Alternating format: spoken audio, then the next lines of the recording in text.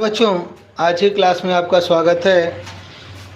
चलिए तो आज की क्लास में हम कक्षा 7 के इतिहास को पढ़ेंगे। मध्यकालीन इतिहास यह बहुत इम्पोर्टेंट है क्योंकि परीक्षाओं में यहाँ से प्रश्न। मोहम्मद बिन कासिम ने 712 ईस्वी में सिंध पर अरबों का राज्य स्थापित किया। तो क्या करके बेटा? तो शासक दाहिर को पराजित करके। अगला प्रश्न है, महमूद गजनवी के साथ मध्य एशिया का प्रसिद्ध विद्वान भारत आया तो अलरूनी या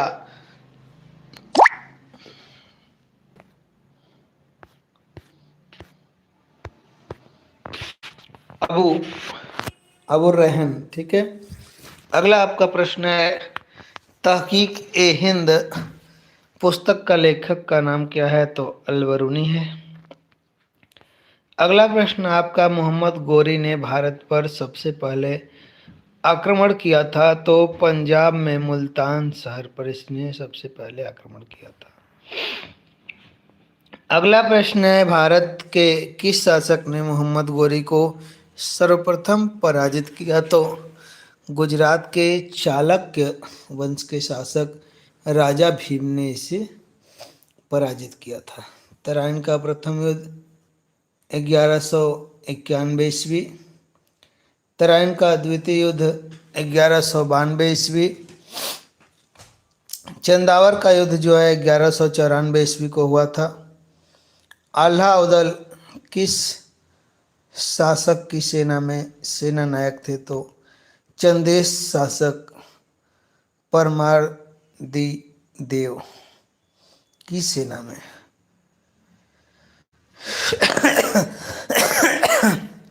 इसमें देखिए अब शुरू हो जाएगा इसका जो है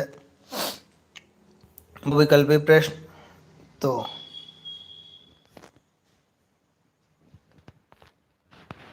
चलिए देखिए, बहुविकल्पी प्रश्न का सबसे पहला प्रश्न आपका है कि हिजरी संवत का प्रारंभ कब से माना जाता है?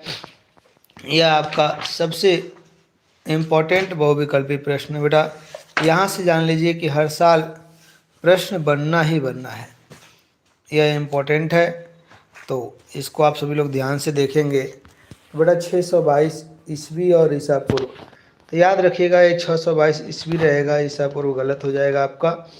तो पहला ऑप्शन 622 ईस्वी सही हो जाएगा। ख्वाजा मोइनुद्दीन चिश्ती कहाँ के माने जाने सूफी संत थे? तो ये जो है अजमेर के माने जाने सूफी संत थे। प्रश्न आपका है, बाबा फरीद कहाँ के माने जाने सूफी संत थे? तो यह पंजाब के थे। अगला प्रश्न है, निजामुद्दीन औलिया कहाँ के माने जाने सूफी संत थे? तो ये जो है दिल्ली के थे।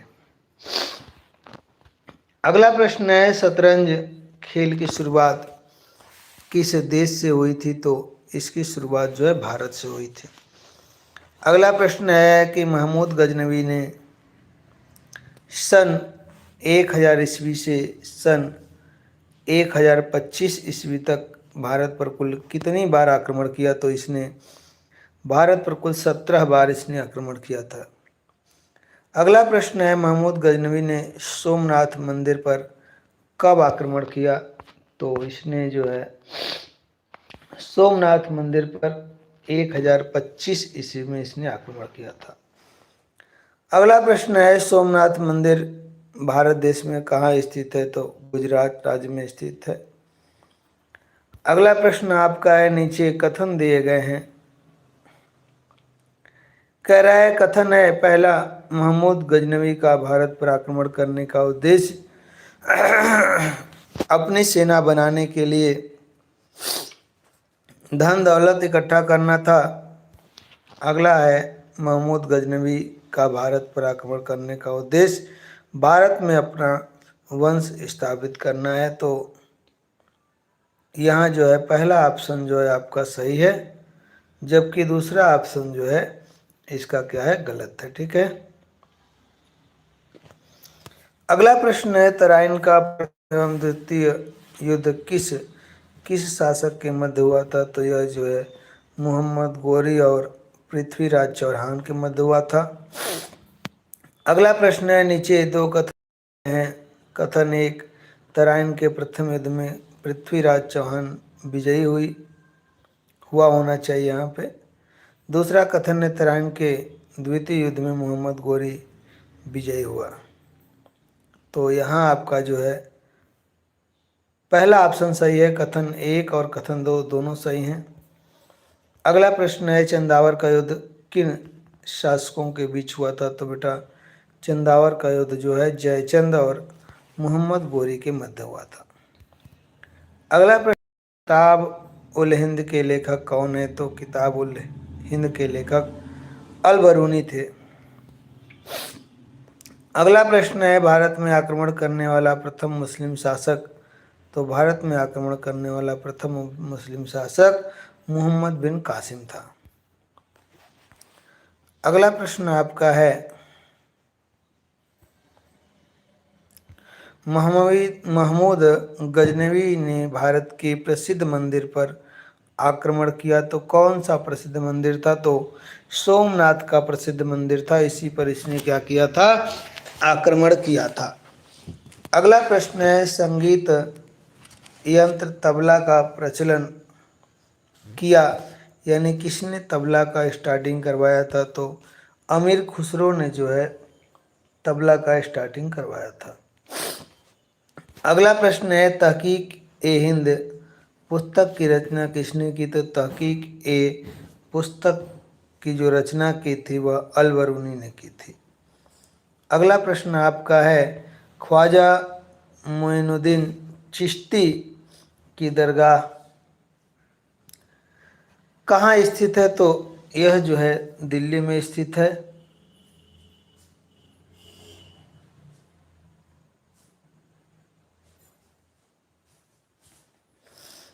अगला प्रश्न आपका है, तराइन का प्रथम युद्ध कब लड़ा गया था? तो यह जो है 1191 में लड़ा गया था। अगला आपका है, प्रश्न संख्या 29 और पहले पाठ का लास्ट प्रश्न है कि निम्नलिखित में से कौन पृथ्वीराज चौहान का वंशज है?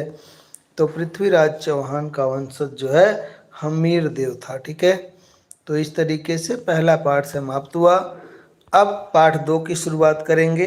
पाठ 2 है सल्तनत काल की शुरुआत। ठीक है, तो मोहम्मद गोरी की मृत्यु के बाद उसके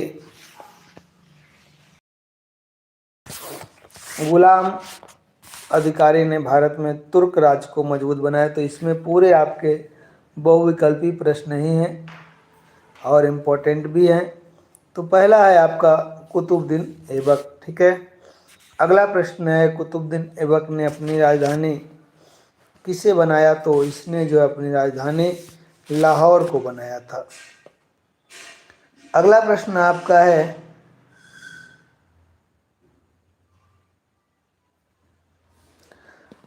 उत्तर भारत का पहला तुर्की शासक कौन था? तो उत्तर भारत का पहला तुर्की शासक जो है वह कुतुबुद्दीन ऐबक था।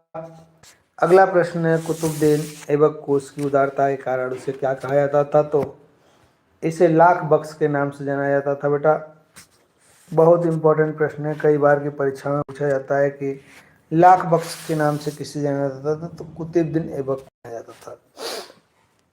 अगला प्रश्न है, किस तुर्क शासक ने दिल्ली कुतुब मीनार यानी कुब्बत उल इस्लाम मस्जिद का निर्माण कराया? यानी किसने? तो यह भी कुतुबुद्दीन ऐबक ने कराया था।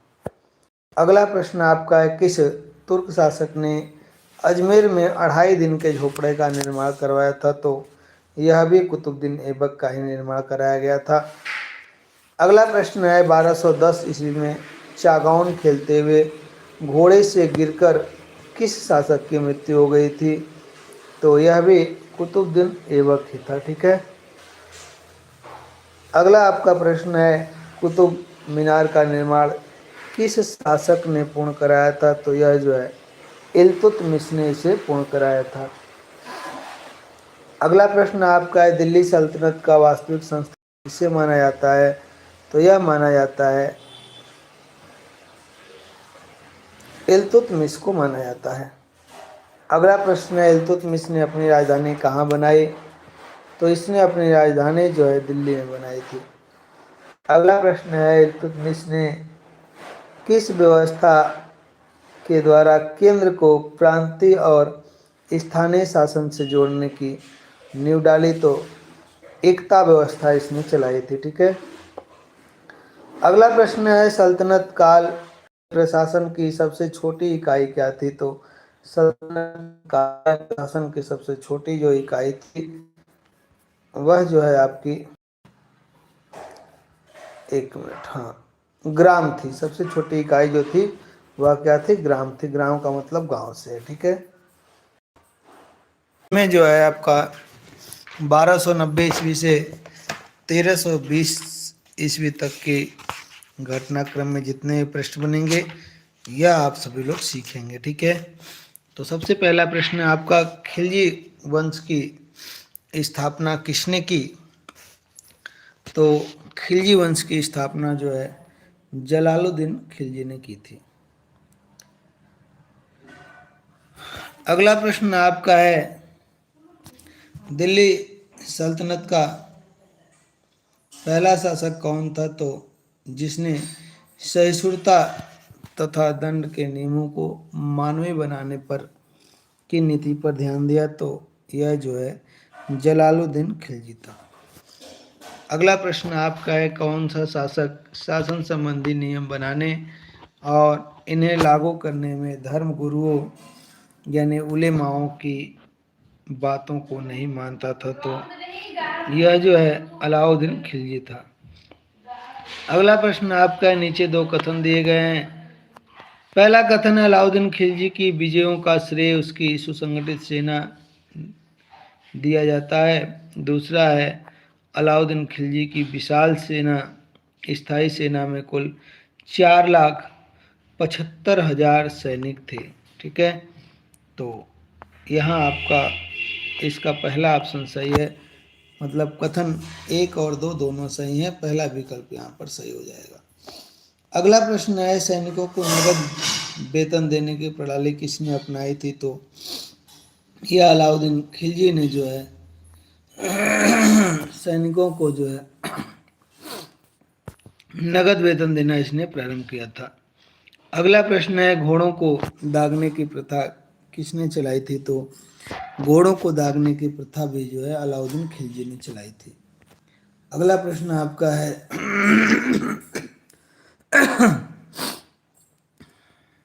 अलाउद्दीन खिलजी ने दक्षिण भारत के राज्यों पर विजय प्राप्त करने के लिए किसे सेनापति नियुक्त किया? तो मालिक काफूर को इसने जो है क्या कर दिया था? इसने सेनापति नियुक्त किया था।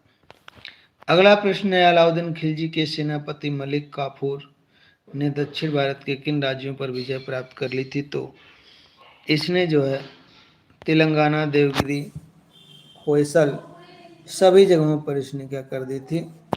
विजय प्राप्त कर ली थी। अगला प्रश्न है, नीचे दिए गए दो कथन है, अलाउद्दीन खिलजी ने दक्षिण भारत के शासकों को इस शर्त पर अपने राज्य में शासन करने दिया कि वे सुल्तान को कर देते रहेंगे और उनकी अधीनता स्वीकार करते रहेंगे। दूसरा था, मोहम्मद गोरी का भारत पर आक्रमण करने का उद्देश्य भारत में अपना साम्राज्य स्थापित करना था। तो इसका जो है पहला ऑप्शन सही हो जाएगा। दोनों कथन इसके क्या हैं? सही है। अगला प्रश्न है, अलाउद्दीन खिलजी ने अपने अमीरों तथा सरदारों पर नियंत्रण रखने के लिए क्या नहीं किया? तो पहला है आपका, दरबार के अमीरों तथा सरदारों पर कठोर प्रतिबंध लगाए। दूसरा है, अमीरों की दावतों, मदिरा पान एवं गोष्ठियों पर नियंत्रण लागू किया। तीसरा है, अमीर सामाजिक समारोहों का आयोजन कर सकते थे। और चौथा है, गुप्तचर सदैव उनकी नज़र में रहते थे। ठीक है। तो 65 नंबर प्रश्न का आपका तीसरा विकल्प जो है बिल्कुल सही हो जाएगा। ठीक है बेटा। अगला प्रश्न है, पहला मध्यकालीन शासक कौन था जिससे लगान का सही अनुमान लगाने के लिए भूमि को गज से मापने की प्रथा शुरू की गई? तो इसका जो है तीसरा ऑप्शन अलाउद्दीन खिलजी बिल्कुल सही हो जाएगा। अगला प्रश्न आपका है, दो कथन है, इसमें बताना है कि कौन सा कथन आपका सही है। ठीक है। तो पहला है आपका, अलाउद्दीन खिलजी ने खराज पैसों में नहीं बल्कि अनाज के रूप में वसूल किया। कारण क्या था? ताकि नगरों को पर्याप्त मात्रा में खाद्यान्न पहुंचाया जा सके। ठीक है। तो इसका जो है पहला ऑप्शन बिल्कुल सही हो जाएगा। ए और आर दोनों ऑप्शन सही हैं आपके, और आर ए की क्या कर रहा है? व्याख्या कर रहा है यहाँ पर। अगला प्रश्न आपके लिए है, पहला इसका जो है अलाउद्दीन खिलजी ने बाजार नियंत्रण व्यवस्था लागू की। दूसरा है अलाउद्दीन खिलजी ने दैनिक आवश्यकताओं की वस्तुओं के मूल्य निश्चित कर दिए, जिससे निश्चित वेतन पाने वाले सैनिक भी अपना निर्वाह कर सके। ठीक है। कह रहा है कि इसका कौन सा विकल्प सही है? तो इसका भी जो है पहला विकल्प सही है और आर दोनों सही हैं, और आर ए की सही से क्या कर रहा है? व्याख्या कर रहा है। अगला प्रश्न आपका, अलाउद्दीन खिलजी ने बाजार व्यवस्था की सफलता के लिए किसे नियुक्त किया जो व्यापारियों पर नियंत्रण रखते थे? तो इसने जो है सहना यानी अधीक्षक को क्या कर दिया था? नियुक्त किया था। अगला प्रश्न है, उस शासक का नाम बताए जिसने सार्वजनिक वितरण प्रणाली की शुरुआत की? तो यह जो है अलाउद्दीन खिलजी था। अगला प्रश्न है, प्रसिद्ध विद्वान अमीर खुसरो व बर्नी किस शासक के दरबार में रहते थे? तो यह जो है अलाउद्दीन खिलजी के दरबार में रहते थे।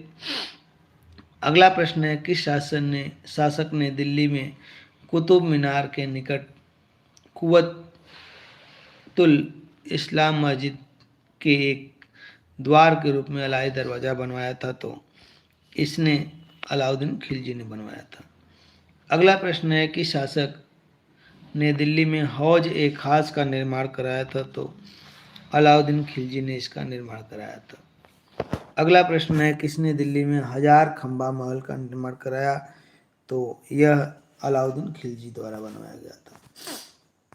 अगला प्रश्न आपका, अलाई दरवाज़ा का निर्माण किसने करवाया? तो अलाउद्दीन खिलजी ने।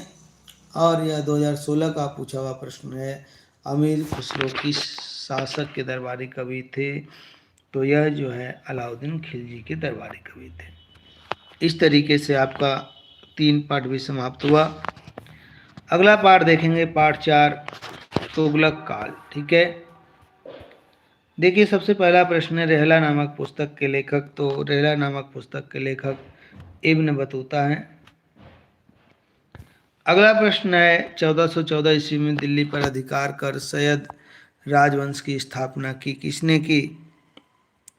तो जो है खिज्र खान ने इसकी स्थापना की थी। अगला प्रश्न है, तुगलक वंश का प्रथम शासक कौन था? तो तुगलक वंश का जो प्रथम शासक था वह था आपका गयासुद्दीन तुगलक। अगला प्रश्न है, दिल्ली सल्तनत के किस सुल्तान के समय मोरक्को यात्री इब्न बतूता ने भारत की यात्रा की? तो मोहम्मद बिन तुगलक। अगला प्रश्न है, कथन है, दिल्ली सल्तनत के सुल्तान मोहम्मद बिन तुगलक ने दोआब में कर वृद्धि, दिल्ली से दौलताबाद राजधानी परिवर्तन तथा सांकेतिक मुद्रा का प्रचलन आदि योजनाओं को शुरू किया था।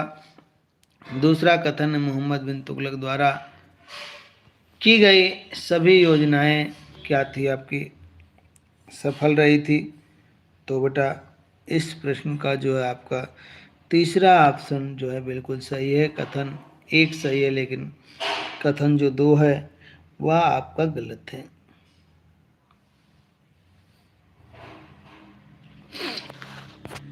अगला प्रश्न आपका है, राज्य की आय बढ़ाने के लिए किस सुल्तान ने गंगा व यमुना के बीच समृद्ध एवं उर्वरक भूमि दोआब में कर बढ़ाने का प्रयोग किया? तो यह जो है मोहम्मद बिन तुगलक ने किया। मोहम्मद बिन तुगलक ने दिल्ली के स्थान पर किसे द्वितीय राजधानी के रूप में चुना? तो देवगिरी को इसने चुना था। अगला प्रश्न है, निम्नलिखित में से कौन सा विकल्प गलत है?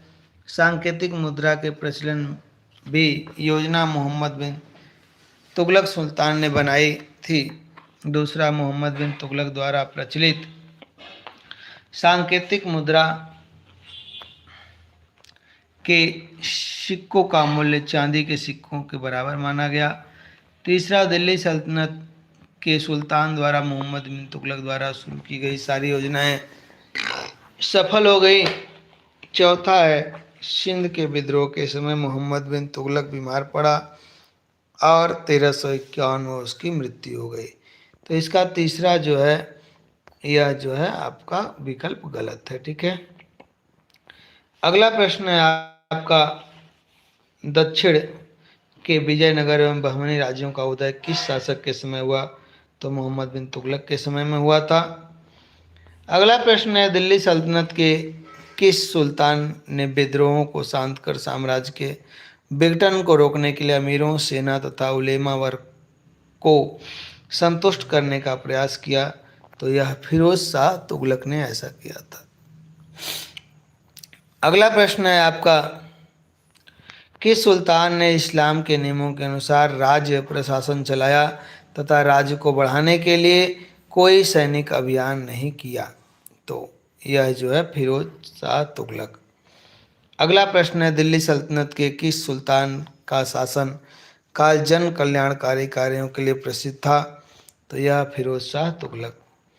दिल्ली सल्तनत के किस सुल्तान ने कृषि की सिंचाई हेतु कई नहरों जैसे गंगा यमुना नहर, सतलज नहर आदि का निर्माण कराया? तो यह भी फिरोज शाह तुगलक ने किया था। दिल्ली सल्तनत के किस सुल्तान ने जौनपुर, फिरोजपुर तथा फिरोजाबाद आदि नगरों की स्थापना की? तो फिरोज शाह तुगलक ने इसकी स्थापना की थी।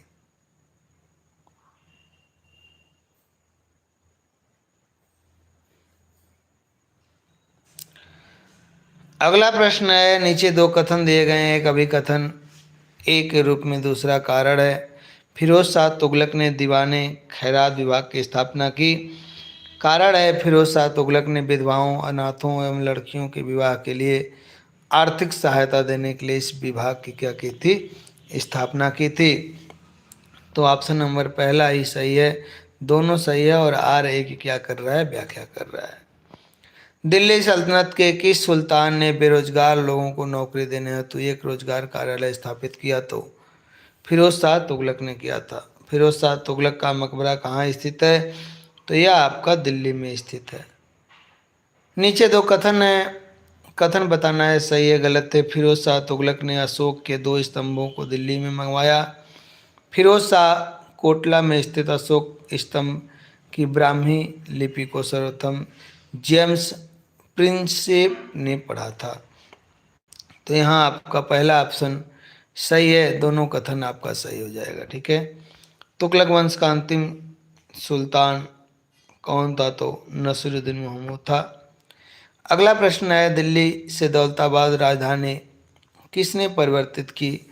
तो दिल्ली से दौलताबाद की राजधानी जो है मोहम्मद बिन तुगलक ने स्थानांतरित की थी। अगला और लास्ट प्रश्न है आपका, दिल्ली पर तुगलक वंश का शासन कब तक था? तो इसका शासन 1320 से 1414 ईस्वी तक था। पाठ 5 की शुरुआत करते हैं। सल्तनत का विघटन।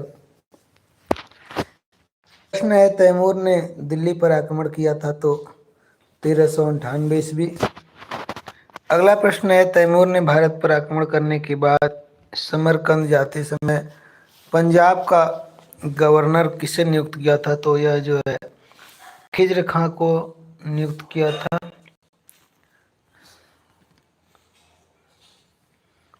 अगला प्रश्न आपका है, 1412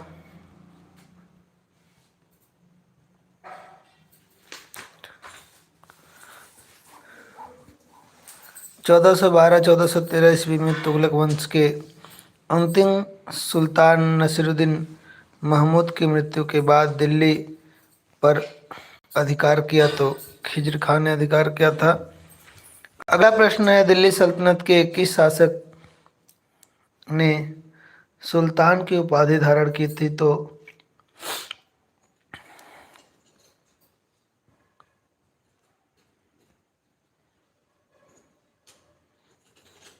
एक मिनट, दिल्ली सल्तनत के किस शासक ने सुल्तान की उपाधि न धारण करके रैयत आला की उपाधि धारण की थी? तो सैयद वंश के शासक खिजर खान है। अगला प्रश्न है, बाबर ने इब्राहिम लोदी को पराजित किया तो 1526 ईस्वी में पानीपत के युद्ध में। अगला प्रश्न है, सन 1451 ईस्वी में दिल्ली के अमीरों ने पंजाब के किस अफगान शासक को दिल्ली सिंहासन पर बैठा दिया था? तो यहाँ से अब जो है बहुविकल्पी प्रश्नों की शुरुआत होगी। तो बेटा इन्होंने जो है बहलोल लोदी को सिंहासन पर बैठा दिया था, पहला ऑप्शन सही है।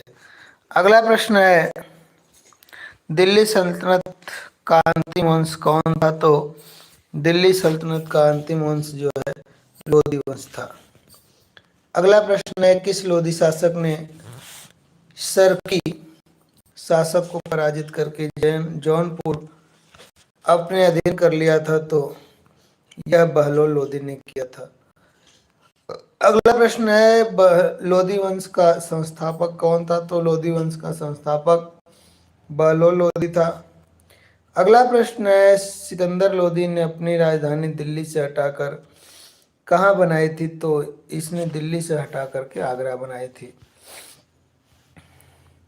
अगला प्रश्न आपका है, सिकंदर ने आगरा में राजधानी कब बनाई? तो इसने जो है 1504 ईस्वी में आगरा में राजधानी बनाई थी।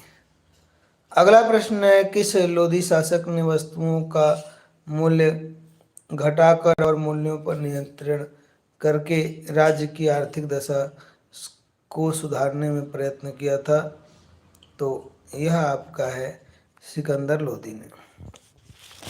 अगला प्रश्न है, किस लोधी शासक ने अलाउद्दीन खिलजी के गज में सुधार किया एवं भूमि के माप द्वारा भू राजस्व निर्धारित किया? तो यह जो है सिकंदर लोदी ने किया था। अगला प्रश्न है, किस लोधी शासक ने एक प्रमाणिक गज चलाया जो 30 इंच का होता था? तो यह जो है सिकंदर लोदी ने चलाया था। अगला प्रश्न है, दिल्ली सल्तनत का कौन सा शासक गुलरुखी उपनाम से कविता लिखता था? तो यह सिकंदर लोदी था। अगला प्रश्न है, फरहंगे सिकंदरी ग्रंथ का संबंध किससे है? तो यह आयुर्वेद से संबंधित है। अगला प्रश्न है, पानीपत के युद्ध में बाबर ने इब्राहिम लोदी को परास्त कर किस राजवंश की स्थापना की थी? तो लोदी वंश की स्थापना की थी। अगला प्रश्न, निम्नलिखित में से कौन दिल्ली सल्तनत से संबंधित नहीं था? तो मुगल वंश। और अगला और लास्ट प्रश्न है, आगरा शहर की स्थापना किसने की? तो आगरा शहर की स्थापना जो है बहलोल लोदी ने की थी। अब आपका पार्ट 6 सल्तनत कालीन संस्कृतियां। प्रश्न आपका, मध्यकालीन समय में सर्वोत्तम तलवारें बनती थी? तो बनारस और सौराष्ट्र में बनती थी। अगला प्रश्न है, सल्तनत काल में कच्चा रेशम और मलमल के लिए विख्यात थे? तो बंगाल का सोनारगांव और ढाका। अगला प्रश्न है, सल्तनत काल में तोड़ेदार बंदूकें प्रसिद्ध थी? तो सियालकोट तथा मेवाड़ में।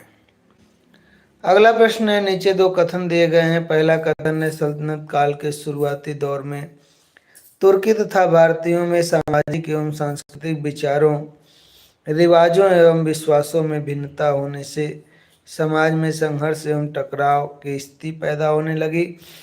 दूसरा कथन है तुर्कों के आगमन ने उत्तर भारत में पर्दा प्रथा को मजबूर किया एवं पर्दा प्रथा से स्त्रियों की स्थिति पर अनुकूल प्रभाव पड़ा और वे घर में सिमटने लगी। ठीक है, तो इसका जो है यह बहुविकल्पी प्रश्न है। तो इसका पहला जो ऑप्शन है कथन 1 और कथन 2, यह दोनों सही है। अगला प्रश्न है साकी शब्द में इसकी रचनाएं हैं।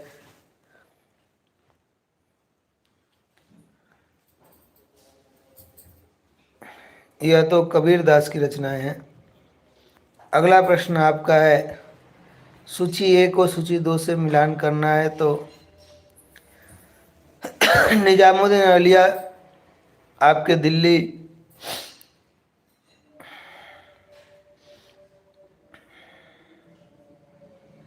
तो आपका दूसरा ऑप्शन सही हो जाएगा।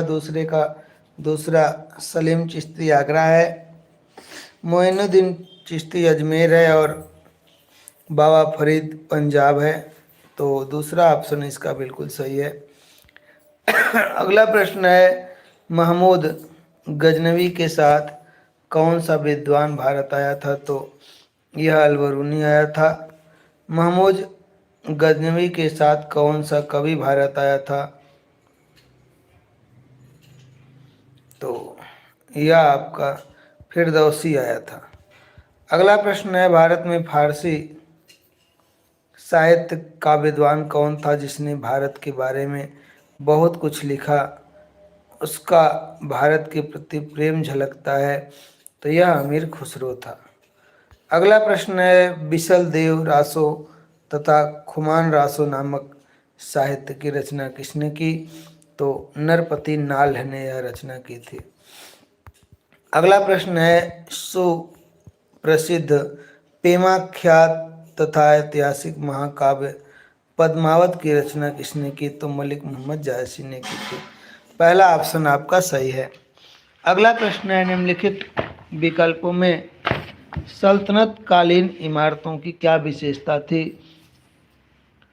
तो सल्तनत कालीन इमारतों की विशेषता यह थी कि इनमें मेहराब गुंबज मीनारे सभी होते थे, अर्थात चौथा ऑप्शन बिल्कुल सही है। अगला प्रश्न है तारीख ए फिरोज शाही किसकी रचना है, तो यह बर्नी की रचना है। अगला प्रश्न है निम्न विकल्प में मध्यकालीन युग के प्रसिद्ध व्यक्तित्व का संबंध गलत है, तो मौलाना बदरुद्दीन कभी इन्हीं का गलत है, बाकी सब सही है।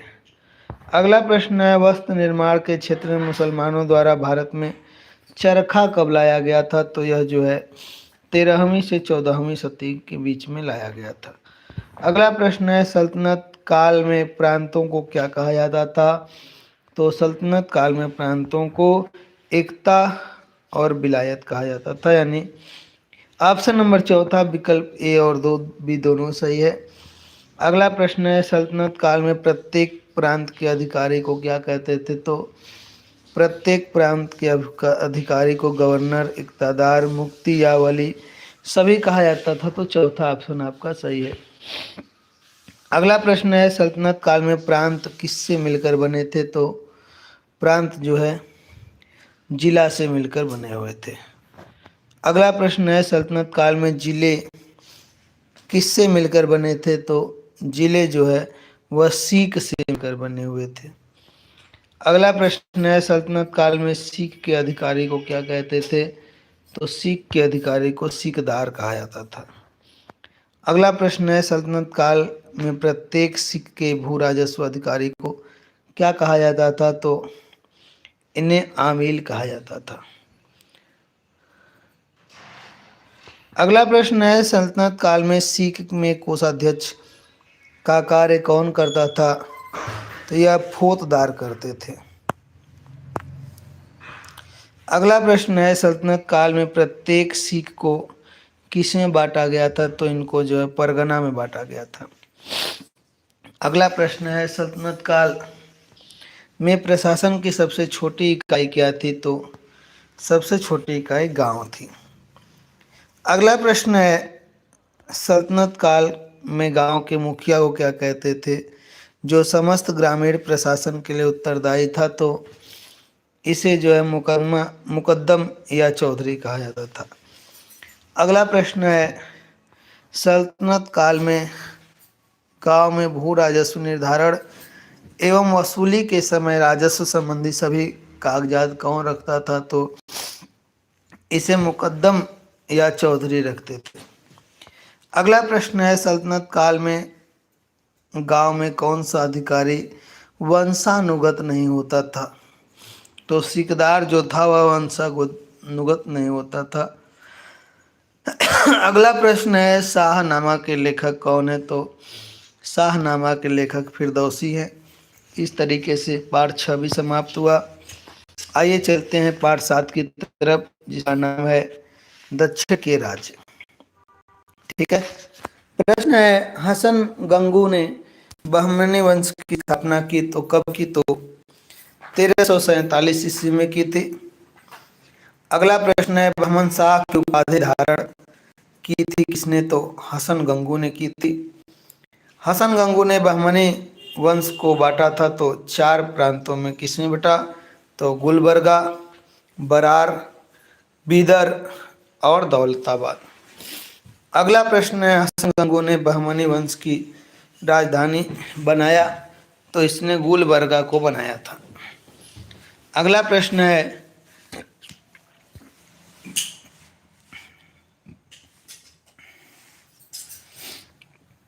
बहमनी राज्य का योग्य न्यायप्रिय विद्यानुरागी आश्रयदाता महानतम शासक कौन था? तो फिरोज शाह था।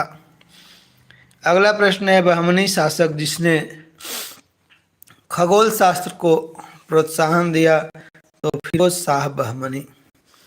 अगला प्रश्न है, बहमनी वंश का प्रसिद्ध वजीर तो महमूद गवा। फिरोज शाह बहमनी ने वेधशाला बनवाई तो दौलताबाद में इसने जो है वेधशाला बनवाई थी। अगला प्रश्न है, बहमनी राज्य टूटकर बट गया था तो 5 राज्यों में टूट करके बट गया था।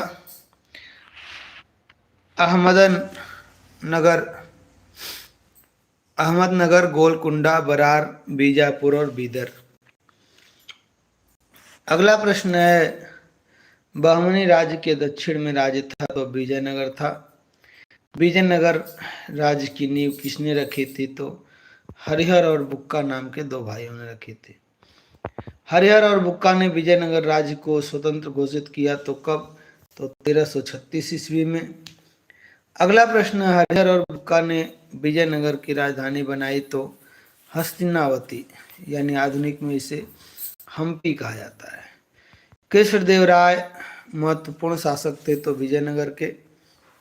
ईरान यात्री अब्दुल रज्जाक विजयनगर राज्य में रहा था तो 1442 से 1443 ईस्वी तक। इतालवी यात्री डोमिंगो पायस रहा तो कृष्णदेव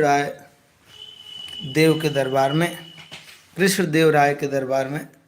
अगला प्रश्न है, रायचूर दोआब स्थित था तो कृष्णा और तुंगभद्रा नदियों के बीच में। अगला प्रश्न है, बहमनी राज्य में हीरे की खानें थी तो गोलकुंडा क्षेत्र में। अगला प्रश्न है, बहमनी और विजयनगर राज्य के शासक आपस में युद्ध करते थे तो रायचूर दोआब के लिए।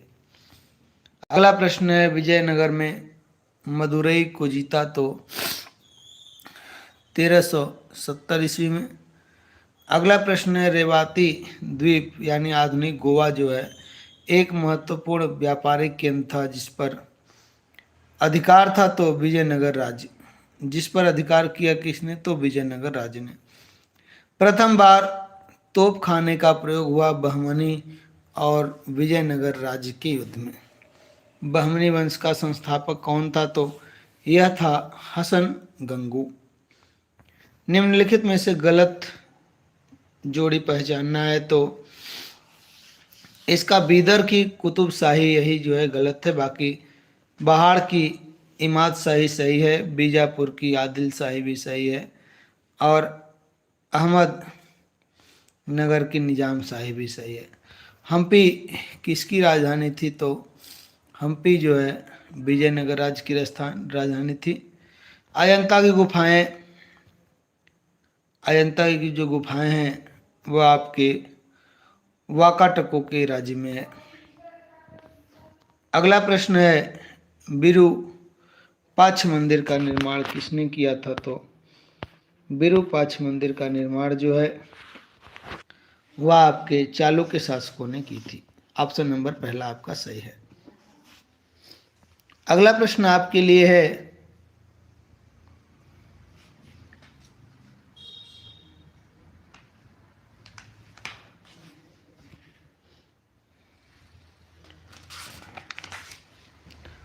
पाठ नंबर 8 से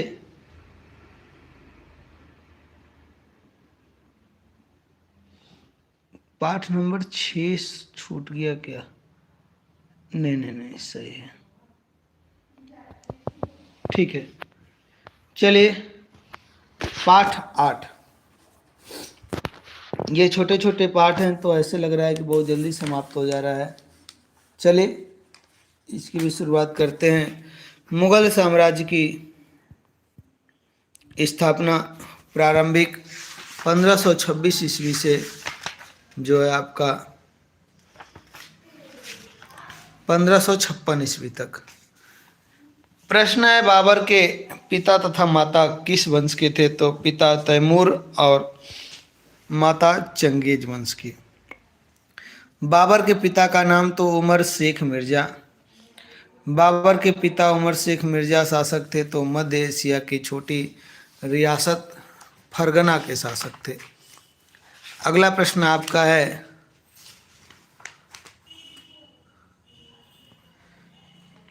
बाबर को दिल्ली पर आक्रमण करने के लिए आमंत्रित किया तो किसने? तो पंजाब के गवर्नर दौलत खां लोधी ने। ठीक है। अगला प्रश्न है पानीपत का प्रथम युद्ध हुआ तो बाबर तथा इब्राहिम लोधी के मध्य हुआ था।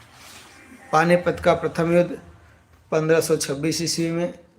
पानीपत के प्रथम युद्ध में विजय हुई तो बाबर की।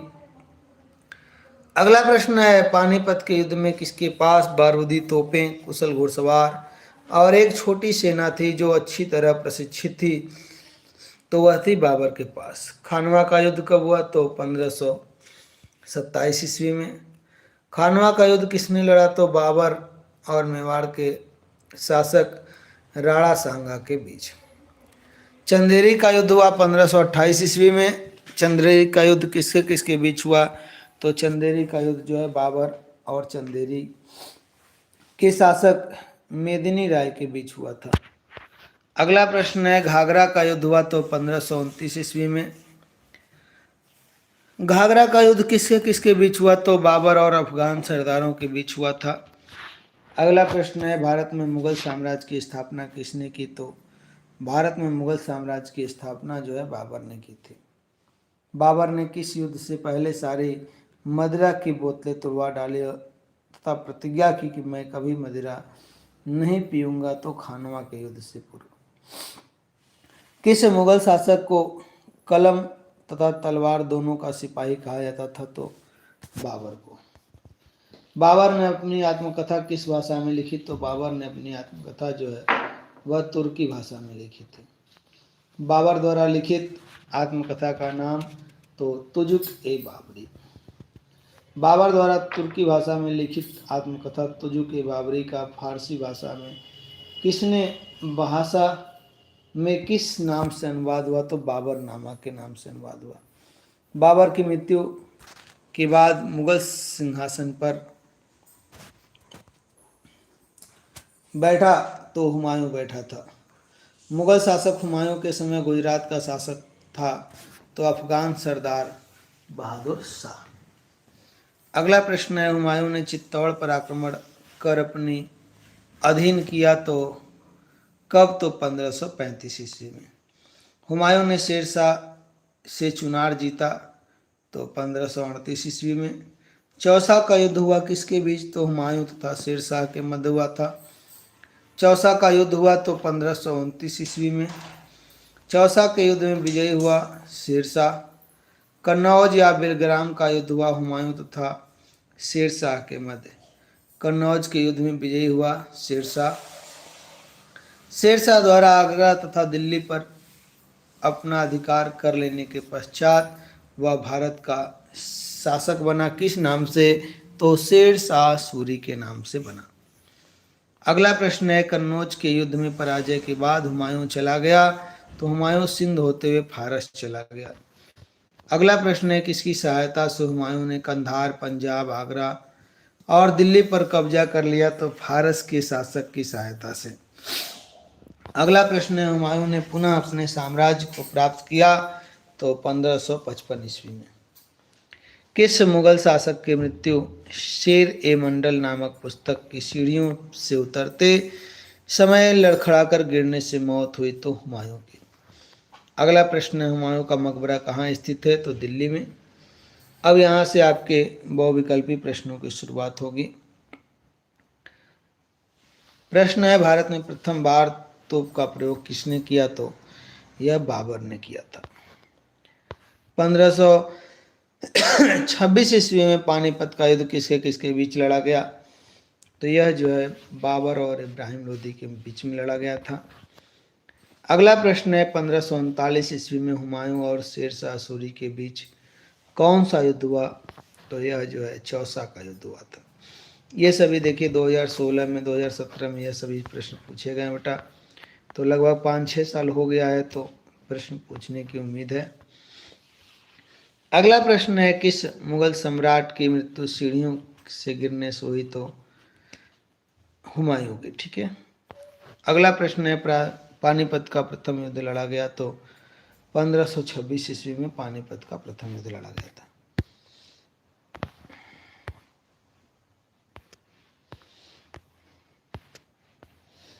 अगला प्रश्न है कि भारत में मुगल साम्राज्य के संस्थापक थे? तो बाबर। अगला है, शेरशाह इतिहास में प्रसिद्ध है किसके कारण? क्या ऐसा था इसमें? तो अपने प्रशासन के कारण यह इतिहास में प्रसिद्ध है। किस लड़ाई ने भारत में मुगल शासक की नींव डाली? तो पानीपत की पहली लड़ाई ने भारत में मुगल शासक की नींव डाली। अगला प्रश्न है, बाबर की आत्मकथा का नाम? तो बाबर की आत्मकथा का नाम है तुजुक ए बाबरी। आइए अगला पाठ देखते हैं, पाठ नंबर 9, शेरशाह सूरी।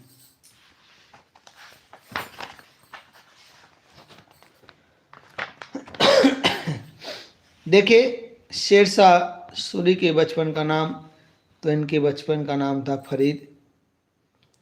अगला प्रश्न आपका है, चौसा के युद्ध में हुमायूं को हराकर 1540 ईस्वी में शेरशाह भारत का सुल्तान बना, तो किस नाम से बना? तो शेरशाह सूरी के नाम से बना था।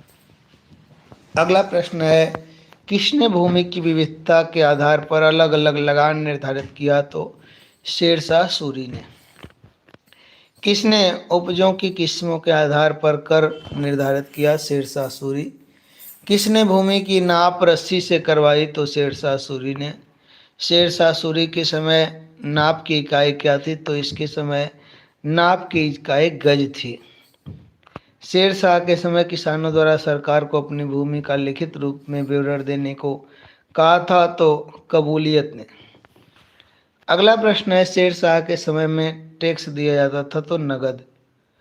अगला प्रश्न है, शेरशाह द्वारा राज्य और किसानों के बीच सीधा संबंध स्थापित करने वाली व्यवस्था को कहते थे? तो रैयतवाड़ी व्यवस्था।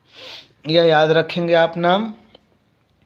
अगला प्रश्न है, किसने पत्र ले जाने के लिए डाक चौकियों की स्थापना की थी? तो शेरशाह सूरी ने। इम्पोर्टेंट प्रश्न है, ग्रांड ट्रंक रोड का निर्माण किसने कराया? तो ग्रांड ट्रंक रोड का निर्माण शेरशाह सूरी ने कराया था। शेरशाह सूरी ने ग्रांड ट्रंक रोड का निर्माण करवाया तो सुनार गांव यानी बंगाल से पेशावर तक। किसने दिल्ली के निकट यमुना नदी के किनारे शेरपुर नामक नगर बसाया? तो शेरशाह सूरी ने बसाया था। किस युद्ध में शेरशाह घायल हो गया तथा कुछ दिनों बाद उसकी मृत्यु हो गई? तो 1945 ईस्वी में कलिंजर के युद्ध में यह घायल हो गया था। अगला प्रश्न है, शेरशाह का मकबरा बना है तो सासाराम इसी आपके पास के क्षेत्र बिहार में। अगला प्रश्न है, प्रशासन की दृष्टि से मुगल साम्राज्य को बांटा गया था तो प्रांत में। मुगल साम्राज्य में प्रांत मिलकर बनता तो कई सरकारों को मिलाकर। मुगल प्रशासन में सरकार मिलकर बनता था तो कई परगनों को मिलाकर। मुगल प्रशासन में परगना मिलकर बनता था तो कई गांवों को मिलाकर। मुगल काल में प्रशासन की सबसे छोटी इकाई गांव थी। अगला प्रश्न है, मुगल प्रशासन में सरकार का अधिकारी होता था तो सिकदार ए सिकदारान। मुगल प्रशासन में परगना का अधिकारी होता था सिकदार। मुगल प्रशासन में गांव का अधिकारी होता था मुखिया। और लास्ट प्रश्न है, मुगल प्रशासन में गांव के मुखिया की सहायता के लिए होता था तो पटवारी तथा चौकीदार। और इसका इम्पोर्टेंट प्रश्न 2014 की परीक्षा में पूछा था कि ग्रैंड ट्रंक रोड का निर्माण किसने कराया, तो शेरशाह सूरी ने कराया था। आइए पार्ट 10 की तरफ बढ़ते हैं आगे।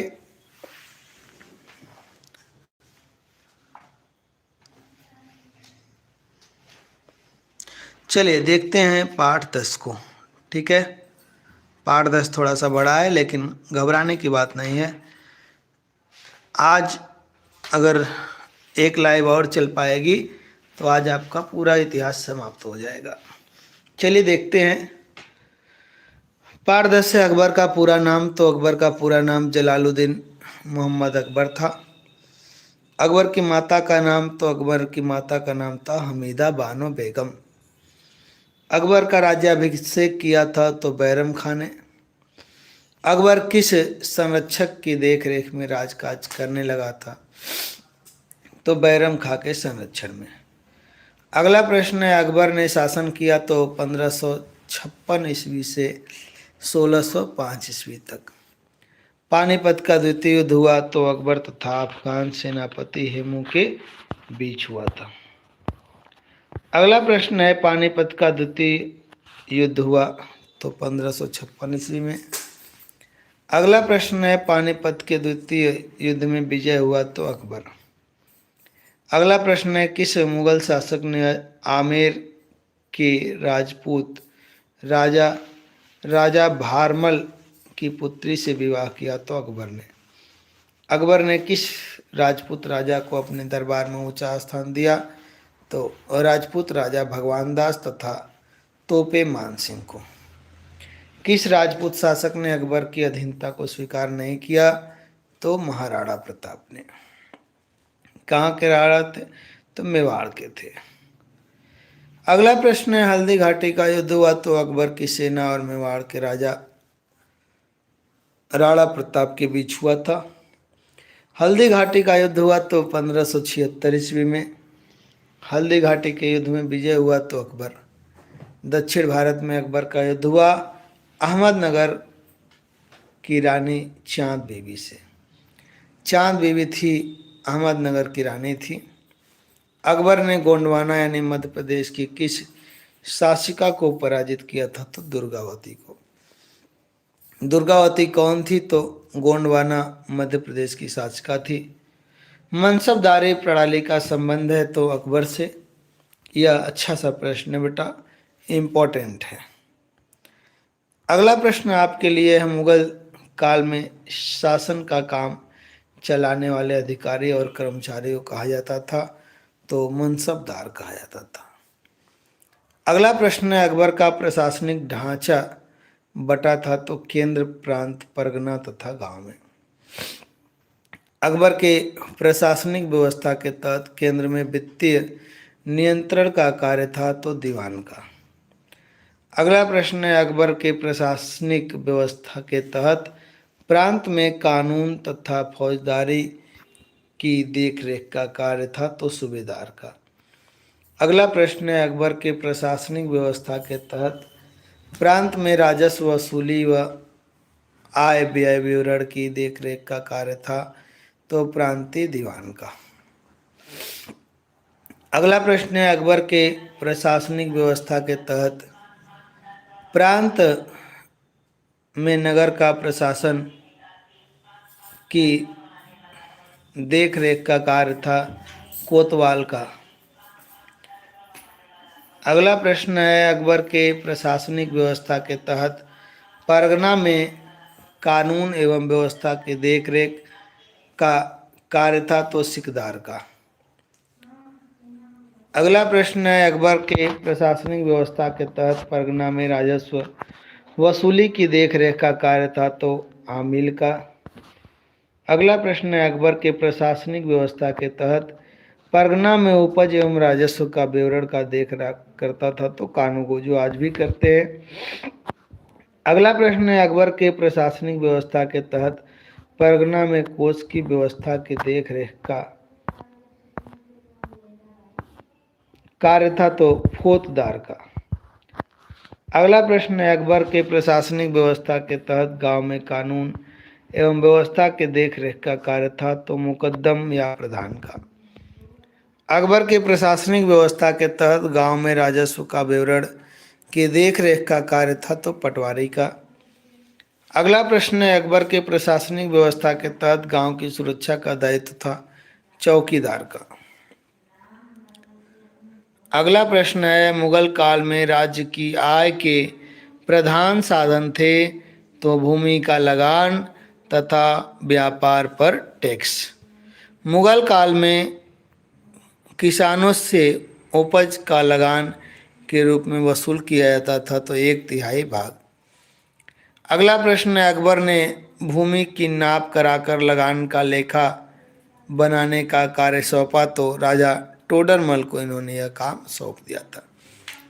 अगला प्रश्न है, मुगल काल में भूमि की पैमाइश की जाती थी तो गज ए इलाही से। अगला प्रश्न है, भूमि की पैमाइश गजे सिकंदरी का मुगल काल में परिवर्तन के रूप था तो गज ए इलाही था। अगला प्रश्न है आपका, मुगल काल में खेत की माप के लिए किस इकाई का प्रयोग किया जाता था तो यहाँ पर बिगहे का प्रयोग किया जाता था, जो आज भी होता है। ठीक है। अगला प्रश्न आपका है, अकबर की धार्मिक सहिष्णुता का परिचय किसके निर्माण से मिलता है तो फतेहपुर सीकरी में इबादत खाना के निर्माण से मिलता है। अकबर सभी धर्मों के गुरुओं से उनके धर्म की अच्छी बातों को सुनता और उन पर चर्चा करता। कहाँ तो यह इबादत खाने में ऐसा काम करता था। अकबर द्वारा चलाया गया धार्मिक मार्ग है तो दीन इलाही। अकबर ने इस्लाम, हिंदू, फारसी, जैन, ईसाई आदि धर्मों की अच्छी बातों को लेकर एक नए धार्मिक मार्ग की रूपरेखा बनाई तो दीन इलाही में। दीन इलाही का अर्थ है ईश्वर एक है, यानी एक ईश्वर की उपासना का धर्म दीन इलाही कहलाया। मुगल शासक अकबर ने कौन सी नीति अपनाई जिससे इतने बड़े राज्य का काम शांतिपूर्ण ढंग से चल सके तथा सब लोगों का समर्थन मिलता रहे तो सुलह कुल की नीति इसने अपनाई थी। अगला प्रश्न है, किस मुगल शासक ने सुलह कुल की नीति का पालन करते हुए राजमहल में हिंदू, पारसी आदि धर्मों की कुछ रीतियां माननी शुरू कर दी थी तो अकबर ने। अगला प्रश्न है, गीता, महाभारत, अथर्ववेद, बाइबिल, कुरान, पंचतंत्र, सिंहासन, बत्तीसी व विज्ञान की पुस्तकों का किस भाषा में अनुवाद किया गया ताकि मुसलमान भी उससे पढ़कर समझ सके तो फारसी भाषा में। अगला प्रश्न है, किस शासक ने हिंदुओं पर से यात्रा कर तथा जजिया कर हटा दिया तो जजिया कर का नाम आए तो आप अकबर को याद कीजिएगा। अगला प्रश्न है, किस शासक ने गैर मुसलमानों के धर्म परिवर्तन की प्रथा को समाप्त किया तो अकबर ने। मुगल काल की राजभाषा थी तो मुगल काल की जो राजभाषा थी वह थी फारसी। अगला प्रश्न है, अबुल फजल फैजी बदायूनी उच्च कोटि के लेखक तथा साहित्यकार थे तो मुगल काल के। अकबरनामा की रचना की तो अबुल फजल ने। गोस्वामी तुलसीदास ने रामचरितमानस की रचना की तो मुगल काल में। अकबर के दरबार के 9 रत्न थे तो मुल्ला, 2 प्याजा, हकीम हुकाम, अब्दुल रहीम खान काना, अबुल फजल तानसेन, राजा मानसिंह, राजा टोडरमल, फैजी एवं राजा बीरबल। फतेहपुर सीकरी का निर्माण किसने कराया था? तो अकबर ने कराया था। अकबर ने कुछ वर्षों के लिए अपनी राजधानी बनाया था तो फतेहपुर सीकरी को। अकबर ने 5 मंजिलों वाला पंचमहल बनवाया फतेहपुर सीकरी में। अकबर अपने राज्य के लोगों से मुलाकात करता था तो दीवाने आम में। अकबर अपने मंत्रियों से शासन संबंधी मंत्रणा करता था तो दीवाने खास में। अकबर ने अपने गुजरात विजय को उपलक्ष्य में निर्माण कराया तो बुलंद दरवाजा का, जो फतेहपुर सीकरी में था। सलीम चिश्ती की दरगाह है आगरा में।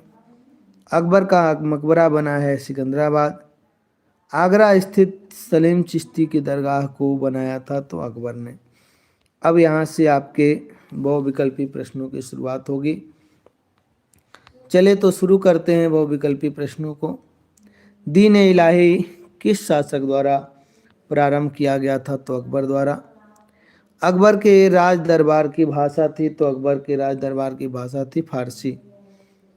गोस्वामी तुलसीदास समकालीन थे तो अकबर के। बुलंद दरवाजा कहाँ स्थित है? तो यह फतेहपुर सीकरी में स्थित है। अगला प्रश्न है, अकबर के दरबार में वित्त एवं राजस्व मंत्री था तो आपका था राजा टोडरमल। फतेहपुर सीकरी स्थित पंचमहल का निर्माण किसने कराया? तो अकबर ने कराया था।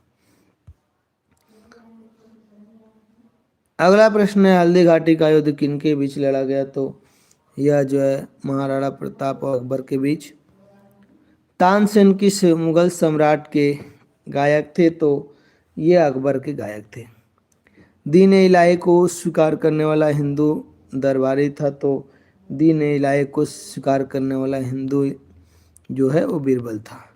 जजिया कर क्या है? तो जजिया कर जो है एक प्रकार का धार्मिक कर है। दूसरा ऑप्शन सही है। जजिया कर को समाप्त किया तो अकबर ने। दूसरा ऑप्शन सही हो जाएगा। अगला प्रश्न है, भारतीय साहित्य का सुनहरा काल किसे कहा गया है? तो यह कहा गया है, भारतीय साहित्य का सुनहरा काल किसके समय था? तो अकबर के समय था। अगला प्रश्न है, फतेहपुर सीकरी का निर्माण तो अकबर ने कराया। अगला प्रश्न है, अकबरनामा की रचना किसने की? तो अबुल फजल ने की थी। मनसबदारी प्रथा का संबंध किस राजवंश से है? तो यह मुगल राजवंश से है। और लास्ट प्रश्न है, दीन ए इलाही क्या है? तो अभी हमने आपको बताया कुछ देर पहले कि अकबर द्वारा बनाया गया एक धर्म है। तो यहाँ से आपके 10 पाठ की समाप्ति हुई। पाठ 11 में आपके जहांगीर और शाहजहां, ठीक है, इन दोनों लोगों के बारे में हमें जो है क्या करना है, पढ़ना है, ठीक है।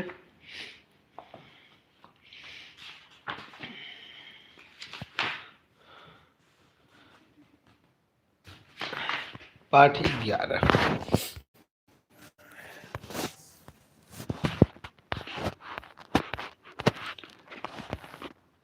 देखिए प्रश्न आपका सबसे पहला प्रश्न बन रहा है कि अकबर के पुत्र का नाम।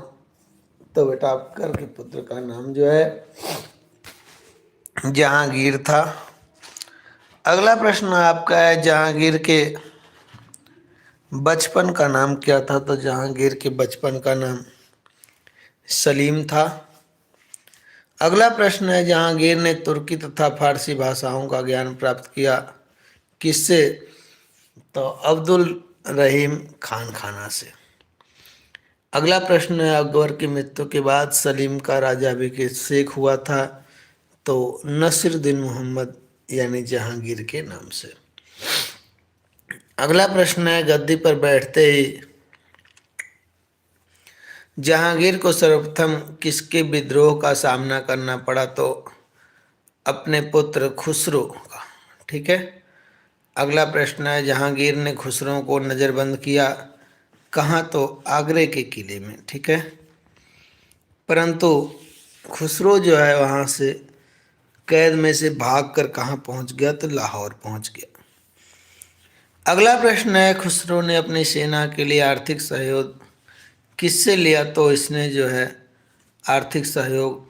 सिखों के 5वें गुरु थे जिनका नाम था अर्जुन देव।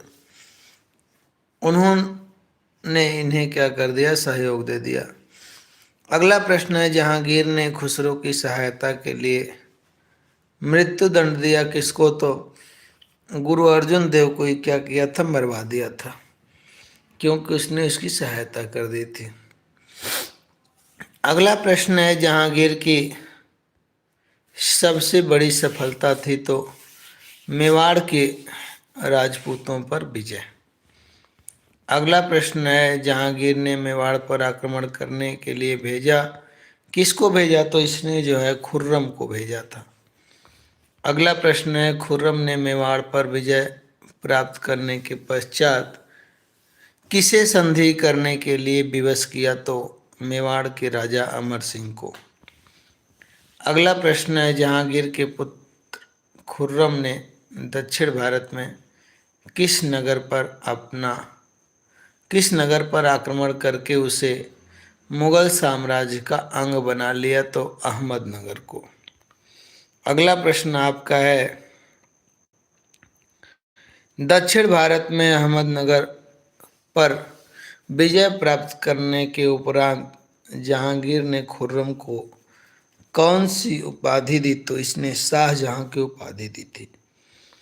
अगला प्रश्न है, किस मुगल शासक ने बादशाह तक अपनी फरियाद पहुंचाने के लिए न्याय की जंजीर लटकवाई थी? तो यह जहांगीर ने ही ऐसा काम किया था। ठीक है बेटा। अगला प्रश्न आपका है, फारसी भाषा में तुझके जहांगीर नामक आत्मकथा लिखी किसने? तो जहांगीर ने। अगला प्रश्न है, कौन सा मुगल शासक चित्रकला का बड़ा कुशल पारखी था? तो जहांगीर था। अगला प्रश्न है, कौन सा मुगल शासक एक ही चित्र में विभिन्न चित्रकारों द्वारा बनाए गए मुख, शरीर, पैर को अलग अलग पहचान सकता था? तो जहांगीर था। अगला प्रश्न है, जहांगीर के शासनकाल में अपनी व्यापारिक स्थिति मजबूत रखी? तो पुर्तगालियों व अंग्रेजों ने। अगला प्रश्न है, किस मुगल शासक के काल में अंग्रेजों तथा मुगलों के मध्य नवीन संबंधों का विकास हुआ? तो जहांगीर के शासनकाल में। अगला प्रश्न है, इंग्लैंड के सम्राट ने व्यापारिक सुविधाएं प्राप्त करने के लिए किसे जहांगीर के दरबार में राजदूत बनाकर भारत भेजा था? तो हॉकिंस तथा सर टॉमस रो को। अगला प्रश्न है, नूरजहां के बचपन का नाम? तो नूरजहां के बचपन का नाम था मेहरुन्निसा। अगला प्रश्न आपके लिए रहेगा,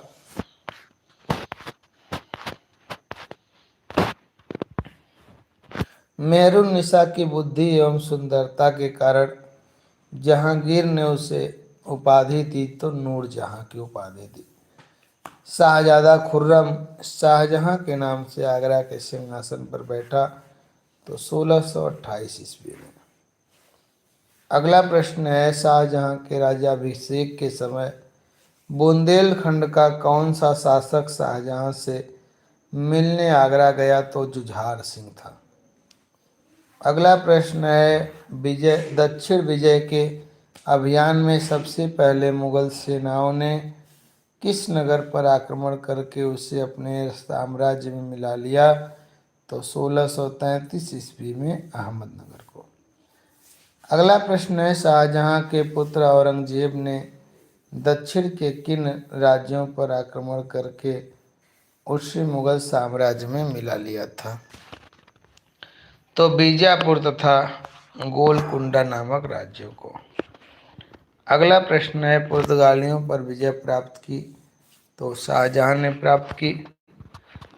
मुगल स्थापत्य कला किस कला का मिश्रण है? तो हिंदू एवं मुस्लिम स्थापत्य कला का। अगला प्रश्न है, दिल्ली में लाल किले का निर्माण किसने कराया? तो दिल्ली में लाल किले का जो निर्माण है वह शाहजहां के द्वारा कराया गया था। अगला प्रश्न है, आगरा में यमुना नदी के किनारे ताजमहल का निर्माण किसने कराया? तो ताजमहल का भी निर्माण जो है शाहजहां ने ही कराया था।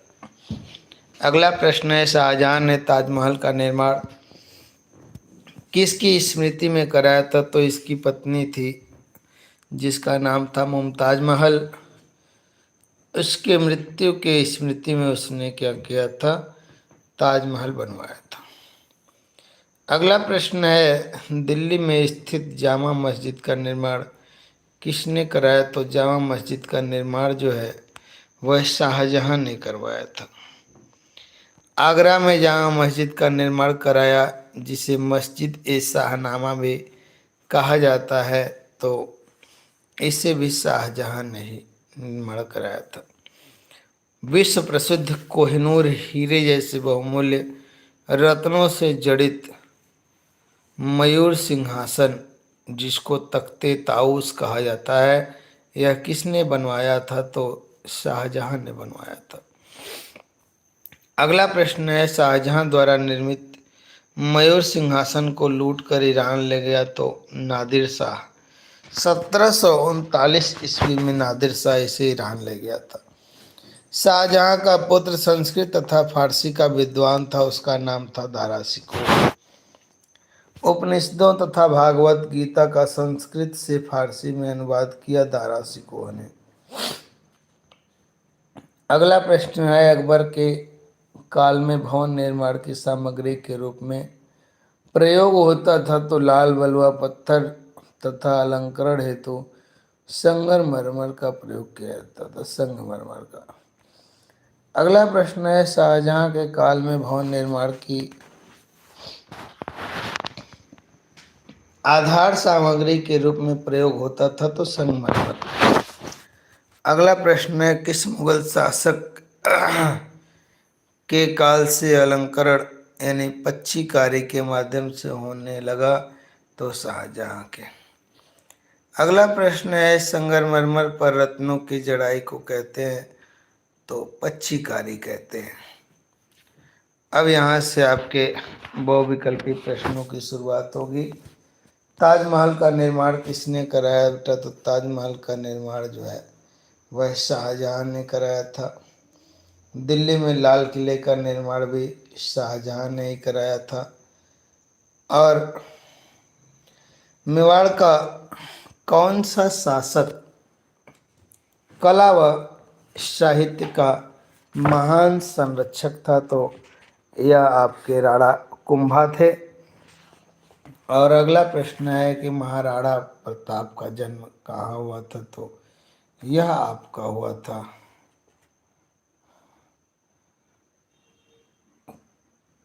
कुंभलगढ़ में हुआ था। ठीक है, तो यहाँ से आपका यह पाठ समाप्त हो गया। आज की क्लास में बेटा जितने भी पाठ होंगे लगभग आपके जो है 13-14 पाठ, 14 13 एक आपका 14 पाठ है, आज पूरा समाप्त कर लेंगे, ये जान लीजिए। अभी हम लोग 12 पढ़ने चल रहे हैं। चलिए, तो 12 चैप्टर को भी हम लोग पढ़ेंगे। ध्यान से देखिए और सुनिए, परीक्षा आप लोगों का काफ़ी निकट है, तो आप सभी लोग इसे ध्यान से देखेंगे। ठीक है, देखिए प्रश्न है आपका कि शाहजहां के बाद मुगल शासक शासन के सिंहासन पर कौन बैठा? तो औरंगजेब बैठा। यह बेटा बहुत ही कड़क शासक था। अगला प्रश्न है, किस मुगल शासक ने शासन की बागडोर संभालने के बाद तड़क भड़क का परित्याग करके सादगी का जीवन अपनाया? तो औरंगजेब ने। अगला प्रश्न है, किस मुगल शासक ने मदिरा भांग आदि के सार्वजनिक सेवन पर प्रतिबंध लगा दिया था? तो बेटा कट्टर तो था ही, लेकिन ये गलत नहीं होने देता था। तो ये जो है भांग की मांग उस समय ज़्यादा थी, मदिरा वगैरह लोग सेवन करते थे, तो उसको सार्वजनिक जगह पर बंद करवा दिया इसने। अगला प्रश्न है, औरंगजेब ने अनैतिकता को रोकने व जन आचरण पर नजर रखने हेतु नियुक्त या तो मुहत्तसिब। ठीक है। अगला प्रश्न है, किस मुगल शासक ने दरबार नृत्य संगीत पर रोक लगाई किंतु संगीत को राज्य से प्रतिबंधित नहीं किया? तो औरंगजेब ने। अगला प्रश्न है, कौन सा मुगल शासक एक सिद्धहस्त बीड़ा वादक था, यानी बीड़ा बहुत बढ़िया बजाता था? औरंगजेब ही था वह।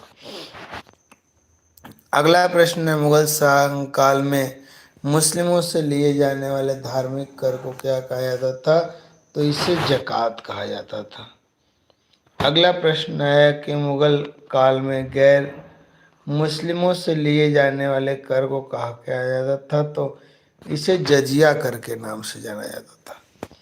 किस मुगल शासक की स्थिति एक ऐसे वैद्य के समान थी जिसके पास एक अनार और 100 बीमार हो? तो औरंगजेब था। ठीक है। किस मुगल शासक को जाटों, बुंदेलों, सिखों, सतनामियों और उत्तर पश्चिम सीमा क्षेत्रों के पठानों के विद्रोह के साथ ही राजपूतों एवं मराठों के साथ भी एक लंबे समय तक संघर्ष करना पड़ा? तो औरंगजेब को। अगला प्रश्न है, मेवात और नारनौल के सतनामियों ने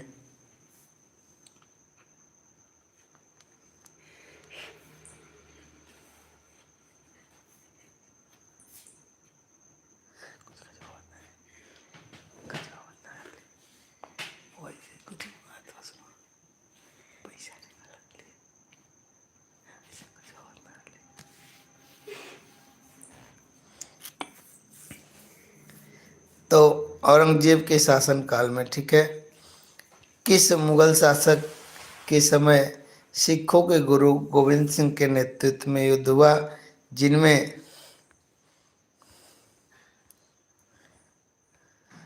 सिख पराजित हुए? तो औरंगजेब के शासनकाल में। किस मुगल शासक ने राजपूत राजा जय सिंह तथा जसवंत सिंह को उच्च पद तथा मनसब प्रदान किए? तो औरंगजेब। अगला प्रश्न है, मारवाड़ के शासक जसवंत सिंह की मृत्यु के बाद उस राज्य के उत्तराधिकारी के पद को लेकर किस मुगल शासक के राजपूतों के साथ संबंध खराब हुए गए? तो औरंगजेब के। अगला प्रश्न है, किस मराठा ने औरंगजेब की विशाल सेनाओं को हराया था? तो शिवाजी। युद्ध के समय शिवाजी किस नीति का सहारा लेते थे? तो छापा मार युद्ध प्रणाली या गुरिल्ला युद्ध प्रणाली का। औरंगजेब ने अपने शासन के 50 वर्षों में से लगभग आधा समय कहाँ के युद्धों में व्यतीत किया? तो दक्षिण भारत के युद्धों में इसने आधा समय व्यतीत कर दिया था। अगला प्रश्न, औरंगजेब ने शासन संभालते ही जनता पर से कितने करों को हटा लिया था? तो लगभग 80 करों को हटा लिया था। किस मुगल शासक ने मुगल सिक्कों पर से कलमा लिखा जाना बंद करवा दिया था? तो औरंगजेब। ईरान का नेपोलियन कहा जाता था? तो नादिर शाह को।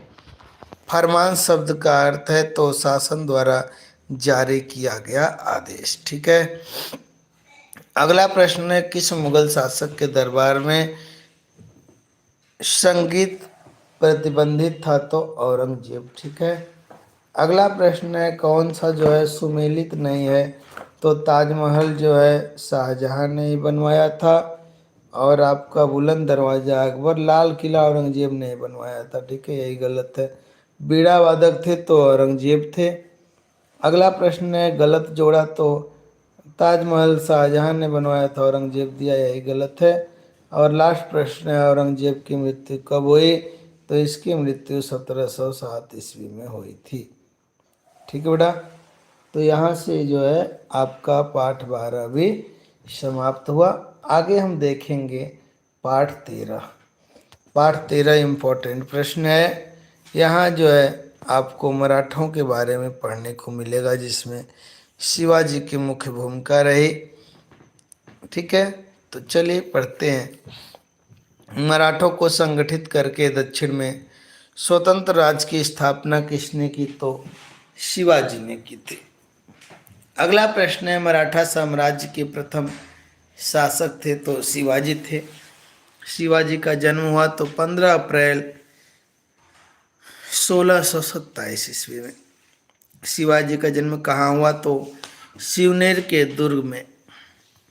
शिवाजी के पिताजी का नाम शाहजी भोसले तथा माता का नाम जो है जीजाबाई था, और शिवाजी का पालन पोषण का दायित्व जीजाबाई ने उठाया।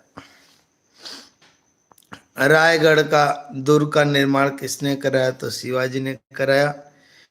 शिवाजी को स्वतंत्र राज्य की स्थापना करने में संघर्ष करना पड़ा था, तो दक्षिण के बीजापुर और अहमदनगर के सुल्तान तथा दिल्ली के मुगल बादशाह के साथ इन्हें संघर्ष करना पड़ा था। शिवाजी को मारने के लिए बीजापुर के सुल्तान ने एक विशाल सेना के साथ भेजा था, तो किसको? अफजल खां को। शिवाजी को नियंत्रित करने के लिए मुगल बादशाह औरंगजेब ने भेजा था शाइस्ता खां को। दक्षिण में मुगल बादशाह औरंगजेब द्वारा भेजे गए सूबेदार शाइस्ता खां को पराजित किया था, तो शिवाजी ने पराजित किया था। औरंगजेब ने शिवाजी से शाइस्ता खां के पराजित होने के बाद भेजा था तो जय सिंह को भेजा। किसके समझाने पर शिवाजी औरंगजेब से संधि करने के लिए औरंगजेब के दरबार में गए थे तो जय सिंह के समझाने पर। शिवाजी ने 1670 ईस्वी में कहाँ पर आक्रमण करके बहुत सी संपत्ति इकट्ठा कर ली थी तो सूरत पर। शिवाजी का राज्याभिषेक हुआ तो रायगढ़ में। शिवाजी का रायगढ़ में राज्याभिषेक करवाया तो पंडित गंगा भट्ट ने। शिवाजी ने उपाधि धारण की तो छत्रपति की। छत्रपति ने अपने राज्य की व्यवस्था के लिए कितने मंत्री नियुक्त किए थे तो 8 मंत्री। 8 मंत्रियों की वह एक समिति जो शासन कार्यों में मराठा शासक को सलाह देने का कार्य करती है, जिसे अष्टप्रधान कहा जाता है। शिवाजी द्वारा नियुक्त 8 मंत्री या अष्टप्रधान पेशवा, सुमंत, अमात्य, मंत्री, सचिव, सेनापति, पंडित राव और न्यायाधीश थे। इसका नाम जान लीजिए। पेशवा प्रधानमंत्री को कहा जाता था, प्रश्न पूछ देता है, याद रखेंगे। सुमंत दबीर, अमात्य मजुमदार, मंत्री बकाया वनीश, सचिव शुरू नवीश और सेनापति सरे नौबत, पंडित राव न्यायाधीश। ठीक है, आइए आगे देखते हैं। अगला आपका है शिवाजी के अष्टप्रधान मंत्री परिषद में सर्वोच्च स्थान पर कौन था तो पेशवा था। वित्त व्यवस्था वह सामान्य प्रशासन को देखता था तो पेशवा। मराठा राज्य की आय का प्रमुख स्रोत था तो भूमि पर लगने वाला कर।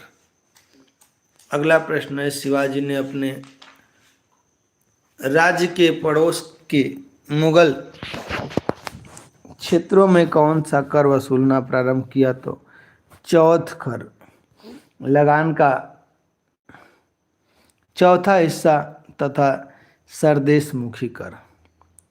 मुगल राज्य को दिए जाने वाले कुल लगान का 1/4 भाग, जिसको मराठे अतिरिक्त कर के रूप में मराठा राज्य के बाहर के क्षेत्रों में वसूलते थे, इसे कहा जाता था चौथ कर। संपूर्ण लगान का 10वां भाग, जिसको मराठे सारे क्षेत्र से वसूल करते थे, जिसे सरदेशमुखी कर कहा जाता था। मराठा जाति को एकता के सूत्र में बांधकर मराठा राज्य को एक शक्तिशाली राज्य बनाया तो शिवाजी ने। शिवाजी के पौत्र साहू ने अपना पेशवा नियुक्त किया तो बालाजी विश्वनाथ को। बालाजी विश्वनाथ ने किस मुगल शासक से दक्षिण इलाके से चौथ एवं सरदेशमुखी कर वसूलने का अधिकार प्राप्त किया तो मोहम्मद शाह रंगीला से। बालाजी विश्वनाथ की मृत्यु के बाद पेशवा बना तो बाजीराव प्रथम। किस पेशवा की सबसे बड़ी उपलब्धि मराठा संगठन का निर्माण तथा मुगल विजित प्रदेशों को मराठा सरदारों में बांटना था तो बाजीराव प्रथम को। नागपुर के प्रमुख मराठा सरदार थे तो माँ राघोजी भोसले। बड़ौदा के प्रमुख मराठा सरदार थे पिल्ली जी गायकवाड़। इंदौर के प्रमुख मराठा सरदार थे तो मल्हर राव होलकर। ग्वालियर के प्रमुख मराठा सरदार तो रामजी सिंधिया। बाजीराव प्रथम की मृत्यु के बाद पेशवा बना तो बालाजी बाजीराव द्वितीय। पानीपत का द्वितीय युद्ध हुआ 1761 ईस्वी में मराठा और अहमद शाह अब्दाली के बीच में। पानीपत के द्वितीय युद्ध में विजय हुआ तो अहमद शाह अब्दाली। पानीपत के तृतीय युद्ध में अपना अहमद शाह अब्दाली की जीत के कारण तो ऊँटों पर रखी घूमने वाले तोपें थी जिन्हें मराठों को काफी नुकसान पहुंचाया। पानीपत के तृतीय युद्ध में मराठों ने छापामार युद्ध पद्धति के स्थान पर कौन सी नीति अपनाई जो उनके हार का एक कारण बन गई थी? तो इन्होंने जो है इस युद्ध में छापामार युद्ध की पद्धति के स्थान पर खुले रूप से मैदान में युद्ध के तरीकों को अपनाया, जिससे कि वे क्या थे, अभ्यस्त नहीं थे। अगला और लास्ट प्रश्न है इस पाठ का कि शिवाजी का राज्याभिषेक किस स्थान पर हुआ? तो यह जो है रायगढ़ के किले में हुआ। तो यहाँ से जो है यह पाठ भी समाप्त हुआ। इस कक्षा 7 का सबसे लास्ट पाठ है मुगल कालीन समाज एवं संस्कृति। तो ऐसे भी हम लोग पढ़ लेते हैं। मुगल काल के बाद उत्तर भारत का दूसरा स्वर्ण काल कहा जाता है। गुप्त काल के बाद उत्तर भारत का दूसरा स्वर्ण युग कहा जाता है तो मुगल काल को। अगला प्रश्न है मुगल काल अपने साथ कौन सी संस्कृति लाए थे जिनका भारतीय परंपराओं के साथ मिश्रण हुआ? तो तुर्क ईरानी संस्कृति। अगला प्रश्न है मुगल काल में किलों में अधिकतर प्रयोग हुआ? तो सफ़ेद व लाल बलुआ पत्थर। मुगल शाहों द्वारा इमारतों को सजाने के लिए प्रयोग की गई सजावट की उस पद्धति का नाम जिसमें अर्ध बहुमूल्य पत्थर जैसे नीलमणि फिरोजा आदि का प्रयोग फूल पत्तियों की आकृतियों तथा ज्यामितीय आकारों को बनाने के लिए किया गया। तो एक प्रकार की नक्काशी जिसे पिएत्रा द्यूरा कहा जाता है। पिएत्रा द्यूरा का प्रयोग सबसे पहले किया गया था तो एतमादुल दुद्दौला के मकबरे में।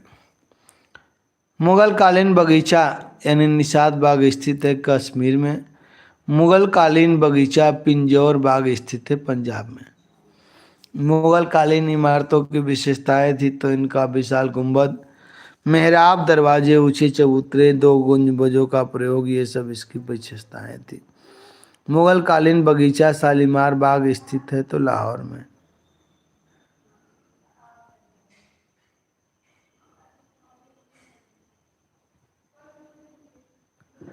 अगला प्रश्न है संगमरमर की जाली का प्रयोग देन है तो मुगल काल की। आगे प्रश्न है 1.15 मीटर कपड़े पर तैमूर घराने के राजकुमार शीर्षक से चित्र बनाया गया तो हुमायूं के शासनकाल में। मुगल कालीन शासक के पास चित्रकारी विकास की बुलंदियों पर पहुंची तो जहांगीर के शासनकाल में। मुगल कालीन शासक के शासनकाल में मनुष्य की एकल आकृतियों और पशुओं की आकृतियों के चित्रण में विशेष प्रगति हुई तो जहांगीर के शासनकाल में। ग्वालियर के प्रसिद्ध गायक तानसेन का संरक्षक था तो मुगल शासक अकबर। कई नए रोगों की रचना का श्रेय दिया जाता है तो तानसेन को। रोगों नहीं, राग थे उसके, ठीक है। अगला प्रश्न आपका आईने अकबरी में संगीतकारों ने संगीतकारों के नाम दिए गए हैं तो 36 संगीतकारों के नाम दिए गए हैं। भारतीय शास्त्रीय संगीत में फारसी में सबसे अधिक पुस्तकों की रचना हुई तो औरंगजेब के शासनकाल में। मुगल काल की राजभाषा थी फारसी। किस काल में गुलबदन बेगम और गुल फजल बदायूनी, मोहम्मद कामगार, अब्दुल रहीम, अब्दुल हमीद लाहौरी आदि ने फारसी में रचनाएं लिखी तो मुगल काल में। किस मुगल शासक ने अपने शासन में अथर्ववेद, महाभारत, हरिवंश, पुराण तथा रामायण की फारसी भाषा में अनुवाद कराया तो अकबर ने। किस मुगल शासक के समय दिल्ली हिंदी कविता का सर्वांगीण विकास हुआ था तो अकबर के। किस मुगल शासक के समय मलिक मोहम्मद जायसी, अब्दुल रहीम खान खाना, नंदास प्रमुख कवि थे तो अकबर के शासनकाल में। अगला प्रश्न है, महाभारत का अनुवाद बदायूनी द्वारा किस नाम से किया गया तो यह किया गया रज्जनामा के नाम से। तुलसीदास, सूरदास, मीराबाई आदि किस काल के कवि थे तो मुगल काल के। मुगल काल में महत्वपूर्ण व्यवसाय कपड़े बनाना। मुगल काल में ढाका जिला विशेष रूप में प्रसिद्ध था तो मलमल के महीन कपड़े के लिए। मुगल काल में प्रमुख बंदरगाह का नाम कालीकट, मछलीपट्टम, हुगली, त्रिपुरा, चटगांव।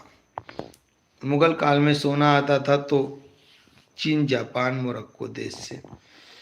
मुगल काल में मुआ एवं अन्य रत्न आते थे तो फारस व अरब राज्यों से। आगे है, मुगल काल में पारा आता था तो लिस्बन से। मुगल काल में सीसा, ऊनी वस्त्र, सिल्क, साटन के कपड़े आते थे यूरोप से।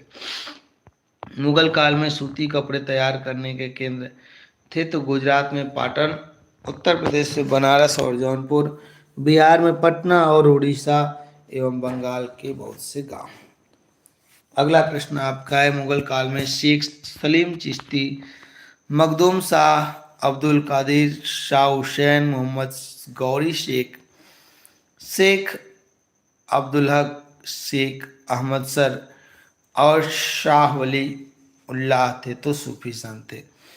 मुगल काल में तुलसीदास, सूरदास, मीराबाई, मलुकदास, दादू दयाल, रज्जबदार तथा चैतन्य महाप्रभु थे तो भक्ति काल के। अगला प्रश्न, मुगल काल में भक्ति संतों में सर्वप्रथम हुए तो गुरु नानक देव हुए। अगला प्रश्न है, किस मुगल शासक ने एक नवीन कैलेंडर का निर्माण किया जिसे इलाही का नाम दिया गया तो अकबर ने। अगला प्रश्न है, किसने मुगल तोपखानों के लिए कहा कि हल्की तोपें रकाब तोपों की तरह थी और बहुत अच्छी थी तो फ्रांसीसी यात्री बर्नियर ने बात कही। भारत में बंदूक का प्रयोग प्रारंभ हुआ तो 18वीं शताब्दी से। भारत में ददनी प्रथा का चलन हुआ तो 17वीं और 18वीं शताब्दी। व्यापारियों एवं कारीगरों की व्यापार में मदद हेतु देशी विदेशियों द्वारा उनको उधार दी जाने वाली पूंजी कहते थे तो इसे ही ददनी कहा जाता था। अब देखिए, यहाँ से स्टार्ट होगा आपका बहुविकल्पी प्रश्न। तो इस बहुविकल्पी प्रश्न को आज हम समाप्त करेंगे और कक्षा 7 के इतिहास को भी आज की क्लास में समाप्त करेंगे। तो सभी लोग जल्दी जल्दी से बने रहेंगे और देखेंगे आज की क्लास को। प्रश्न है, आदि ग्रंथ अथवा गुरु ग्रंथ साहिब का संकलन किसने किया तो गुरु गोविंद सिंह ने किया। जयपुर नगर के संस्थापक जय सिंह।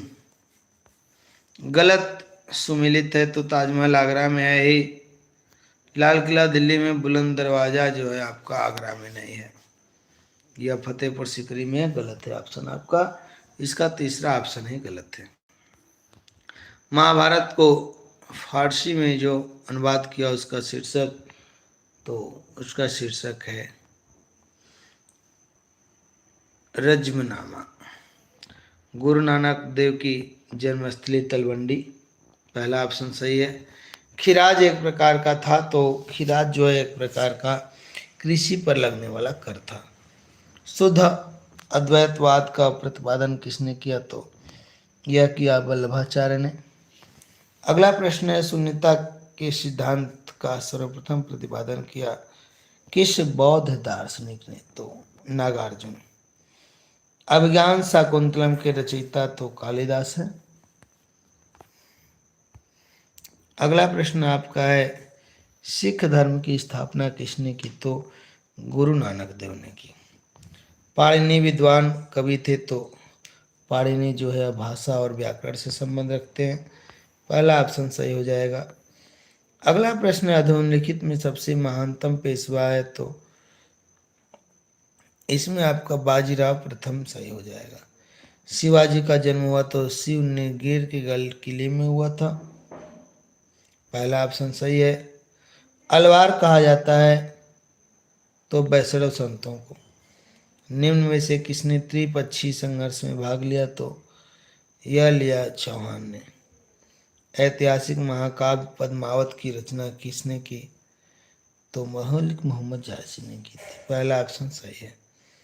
अगला प्रश्न है, तूतीय हिंद के नाम से कौन सा विद्वान जाना जाता था? तो यह जाना जाता था अमीर खुसरो। अकबर के 9 रत्नों में नहीं थे, तो अमीर खुसरो अकबर के 9 रत्नों में नहीं थे। अलाई दरवाज़ा जिसका निर्माण अलाउद्दीन खिलजी ने करवाया कहाँ स्थित है? तो अलाई दरवाज़ा जो है दिल्ली में स्थित है। निम्नलिखित में से कौन सा युद्ध बाबर ने नहीं लड़ा? तो इसने जो है तालीकोटा का युद्ध नहीं लड़ा था। अगला प्रश्न आपका है,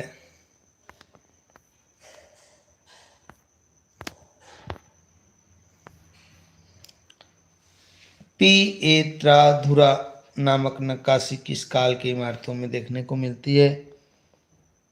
तो यह मिलती है आपकी मुगल काल में। हरिहर और बुक्का ने किस साम्राज्य की स्थापना की? तो विजयनगर साम्राज्य की स्थापना की इन्होंने। दूसरा ऑप्शन सही है। बाबर सासाराम तो शेरशाह सूरी जो है यही आपका सासाराम है, यानी डी का पहला। तो डी का पहला दूसरे ऑप्शन में, यानी इसका जो है दूसरा ऑप्शन आपका बिल्कुल सही हो जाएगा। अगला प्रश्न है, किस मुगल बादशाह के काल में भवन अलंकरण पिच्चिकारी यानी संगमरमर पर रत्नों की जुड़ाई के माध्यम से होने लगा था? तो यह जो है शाहजहां। अगला प्रश्न है, अकबर के दरबार में वित्त एवं राजस्व मंत्री थे? तो ये थे राजा टोडरमल। नूरजहां जिसका बचपन का नाम मेहरुन्निसा था, उसका विवाह किस मुगल शासक के साथ हुआ? तो इसका विवाह जहांगीर के साथ हुआ था। मयूर सिंहासन को 1700 ईस्वी में कौन लूट कर ईरान ले गया? तो नादिर शाह ले गया था। पहला ऑप्शन सही है।